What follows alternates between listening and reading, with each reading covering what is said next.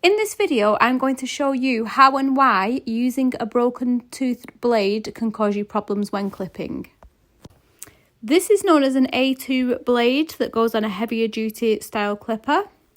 They're made of two plates, and sometimes what can happen is the top plate can end up with a broken tooth. And this is what happens when you use a blade with a broken tooth. Here you can see that the second to end tooth is missing from the blade. So what's happening is, as I'm clipping into that coat, not only is it leaving a line where the tooth is missing because the hair isn't feeding down to the cutter properly, but the blade is also snagging in the coat, making it a very uncomfortable experience for the horse.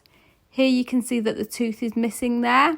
It's very easy for them to break. Unfortunately, it happens sometimes. It's an expensive mistake, but it can happen. So this is an example of what happens when you try and use a blade that has a broken tooth. Here it's snagging in the coat, which is going to be very uncomfortable for the horse. I'm only using it for a couple of minutes just for demonstration purposes. I switched this blade out after making this video for you. Can you see how it's snagging in the coat, and also it's leaving behind a line, so you're going to have to go back over anyway and remove the line. So rather than continue with this blade that's going to make the horse uncomfortable and leave a line through the coat like this where the hair has not been fed through to the cutter blade, best practice is to completely avoid broken tooth blades.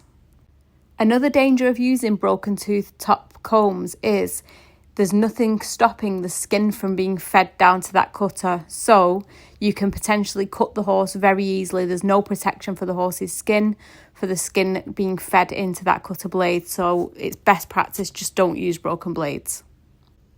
If you do find yourself in a situation where you've used a blade and it's left a line, you can always pick up a number 10 blade on a detachable style clipper and skim over and work out the lines that have been left behind.